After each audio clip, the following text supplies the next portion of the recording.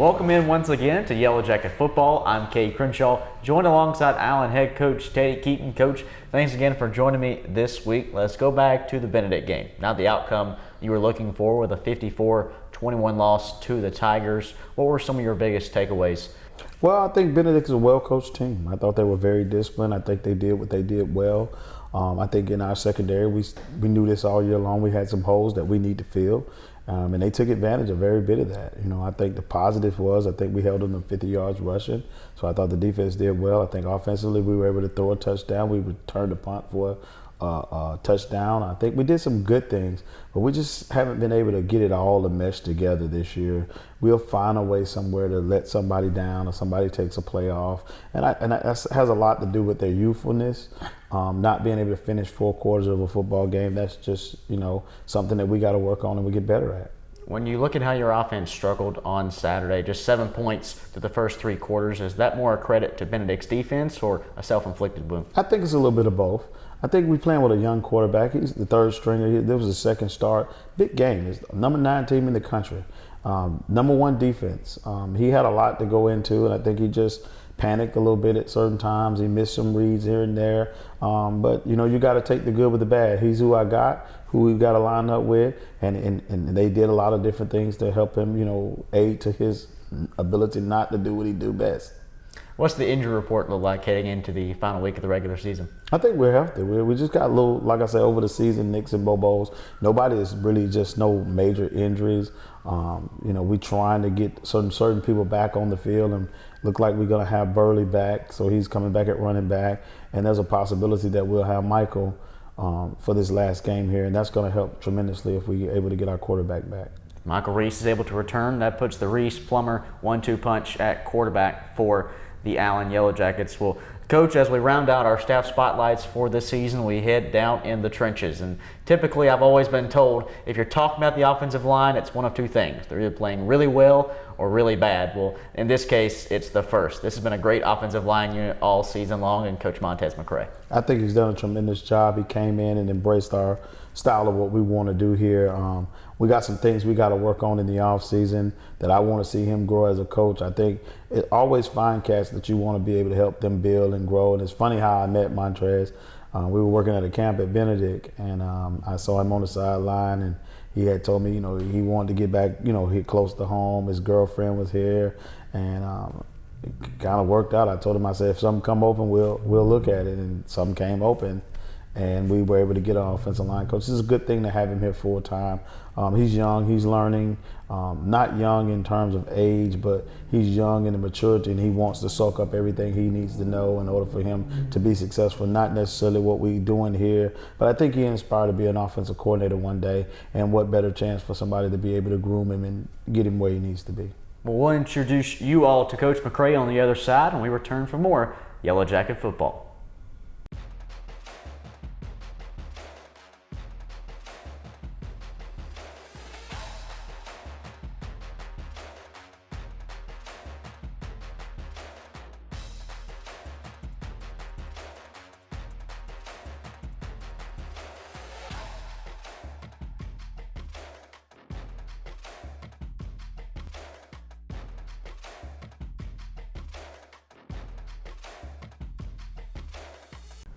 We're back on Yellow Jacket Football. I'm now joined by Allen offensive line coach and assistant recruiting coordinator Montaze McRae. Coach, thanks so much for joining us this week. Oh, man, appreciate you having me. Yes, sir. How's your first season at Allen been so far? Oh, man, it's good, man.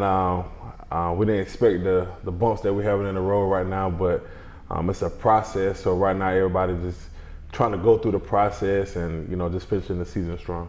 You come over from Johnson C. Smith, making the move from the CIAA to the SIAC. What's been the biggest difference for you? In this game right here, you got to play 1 week in, 1 week out. It's no weeks off. I feel like this conference is very competitive. Growing up, I used to see Tuskegee, and now I'm coaching, and I'm coaching against Tuskegee. So it's one of those things, like, it's overwhelming, but it's a very competitive conference. You grew up in Rayford, North Carolina. They're just outside of Fayetteville, and then play a couple years at North Carolina A&T. But while you had a successful on-field career, your degree is in agricultural education. Yeah. You're not out here planting rows of corn. So how do you go from agricultural education offensive line coach? Well, coming out of high school, I did a lot of horticulture in high school, and so when I took my tour to A&T, I had a professor. He asked me, he said, "What are you gonna major in?" And of course, as a football player, physical education. And he challenged me. He's like, "Nah, you gonna do this, and this is what the plan is gonna be." So I took on agriculture education, and I had my own landscaping business. So I was a big guy, so I liked flowers, so I grew to it. And that was my major, and I ended up graduating high school in 2004, and I graduated A&T in 2007 with an agriculture education degree. How do you balance a landscaping business and playing football? At the time, you had to get the hours. So we had to go to the nursery in Greensboro, and I had to get those hours in order to graduate. So when I did, I was like, man, I like this. So in my neighborhood, it was single parent homes. So I would cut the grass, I would do the flower beds, plant flowers, and I just grew to love it. You then move on from North Carolina A&T and play a little bit of pro ball before you get into the college ranks. What was the drive there to get into the coaching side of football? I was playing for the Concord Speed, and then I broke my leg. And once I broke my leg, I didn't have the desire to play no more. So across the street, it was Southern Durham High School, and I would always see the school, so I drove back, kept driving back, and I just stopped one day and introduced myself to the coach and told I wanted to volunteer. So I went from a volunteer 1 year to the next year I was being a part-time coach, and I've been in coaching ever since. Won a couple of conference championships at the high school level, and then you get into the college ranks and the recruiting side of things. Of course, the big talk around college football has been the addition of the transfer portal in recent years. For a guy who was in recruiting before the portal and who is still here now, how has that infamous transfer portal transformed college football? Oh, it's transformed a lot.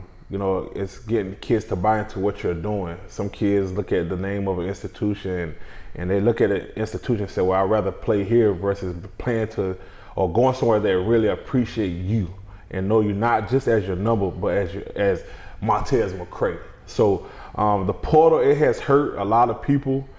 It hurt a lot of high school kids to get a real fair opportunity. But for us, we really haven't been in the portal like that.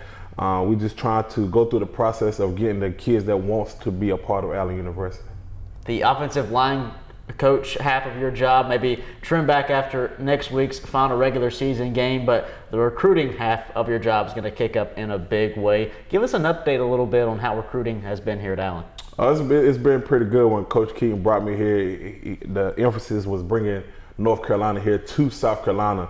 Of course, we got a lot of kids from Florida and Georgia, so we want to bring that North Carolina mix. And being that I've coached at Fayetteville State and I coach at Johnson Smith, I have a lot of ties in those areas, so I want to bring some foundation of North Carolina to Allen University.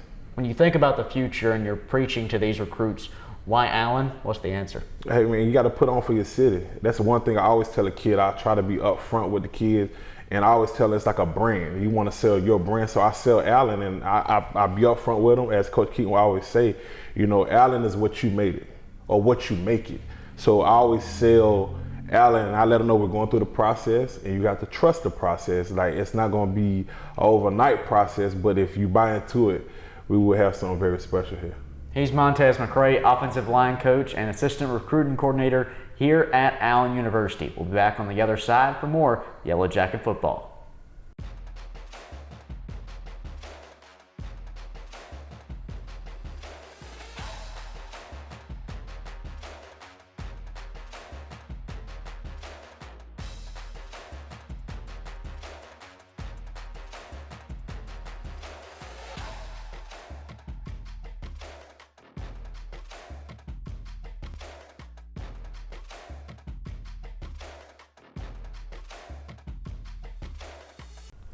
Back on Yellow Jacket football with Coach Keaton. And Coach, Montaze McRae is a guy who you brought in not only to coach offensive line, but also to help in your recruiting efforts. How have you saw him step into that role and help you succeed in bringing in some top-tier talent? Well, we wanted to reach the North Carolina area. A North Carolina guy, had coached in North Carolina for a while. As I've been through the Carolinas, I have Coach Tommy Brown that works the South Carolina area. I kind of work Georgia and Florida, and we got Coach Hayde who does a lot of our recruiting in the Florida area, and we have Billy Addicks that does a lot of recruiting in the Georgia area. So we got every part of the East Coast pretty much covered.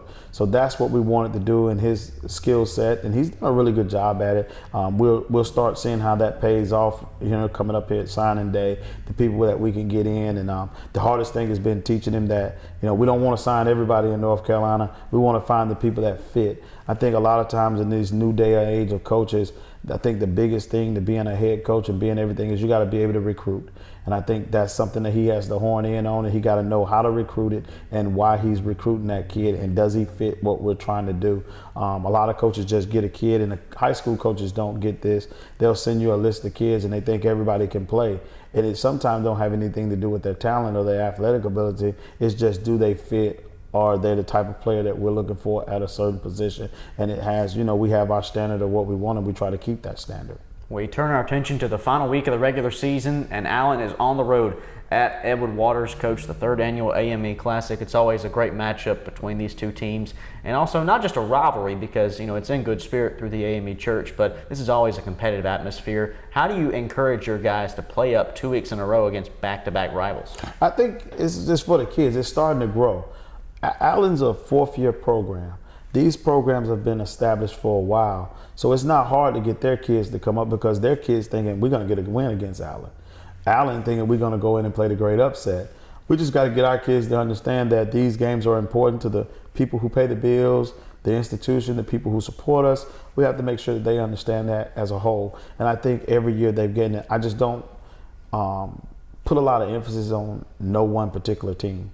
I try to focus in on this is the game of the week, regardless of who it is. We got to strap our boots up and we got to go play football. So you try not to place too much, quote unquote, emphasis on who the team is. And we're trying to focus on us and build and things. Again, I'll talk about the terms of success. When people focus in on results-oriented things, they're usually going to fail. But if you work on the process and you see growth and you see the things that you see, you'll be proud of where the kids have accomplished and where they at. I think our kids have stood toe-to-toe with everybody other than Newberry and Benedict.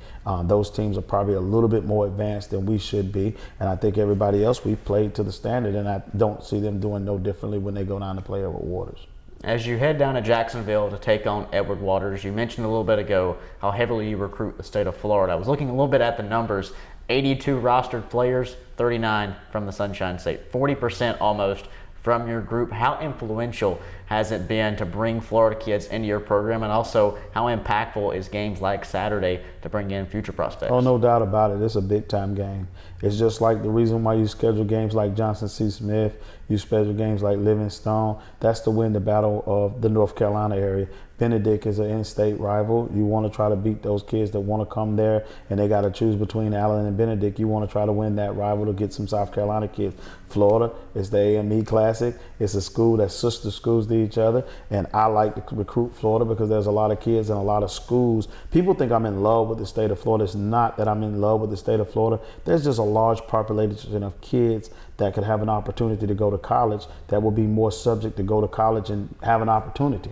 So when you go to Florida, there's, in Jacksonville alone, there's enough high schools there that me, Edward Waters, and Jacksonville, and Stetson, and all these other schools that's located there could get and fill a whole football team there. So why not spend your money and go down and get a couple of those kids that may want to come back and help you? So I think that in terms of we recruiting, me and Coach Morgan kind of fight for the same kids sometime, and who wins that game and how well it is. A lot of kids attend it. It start determining, well, if I'm going to go to, way to South Carolina, I might as well stay in Jacksonville.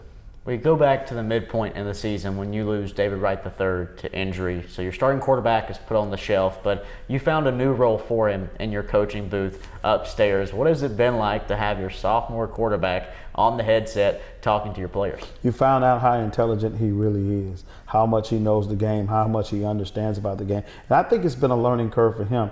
If we let him sit at home and don't do anything and make him be removed from the game, other things will take precedence to him. So my goal was to get him more involved, let him get around his teammates, let him see the game from our perspective and not from a player's perspective. Let him be on the headphones and hear what we talk about. And now he's getting into what we do. And he's been a great value to us, no doubt about it. You can see it as a player that he's really good, but to know that he knows the things he knows, he understands where he's going with the football, for him to be able to talk to the quarterback and tell him what he sees and the things that he could be successful with. This weekend we was missing him because he had surgery on Tuesday, and the only way he could get up those stairs was by us having a wheelchair. It probably hurt him that he wasn't there, so he changed his name from David QB1 to Coach Wright. Coach Wright in the building. Maybe that'll carry over to next season, but except he'll put the pads back on. He's David Wright III, hopefully the returning quarterback for Allen next season. We wish him well wishes following his ACL surgery. Coach, you wrap up year 4 coming up on Saturday. After the rebirth of this program in 2018, what's the biggest lesson you learned this year? How to survive in the valley. In 23 years, I've never lost like I'm losing now. And some of the losses that we've suffered here have been so close. Sometimes you would rather get beat 54-21 because you know that there's an issue then. But when you lose games by 1, 2, 3, you know you're right there. And that's probably the hardest pill to swallow, is losing. Even though I've learned how to focus on the process and not the end results and keep building the program, I think Allen football is on firm ground.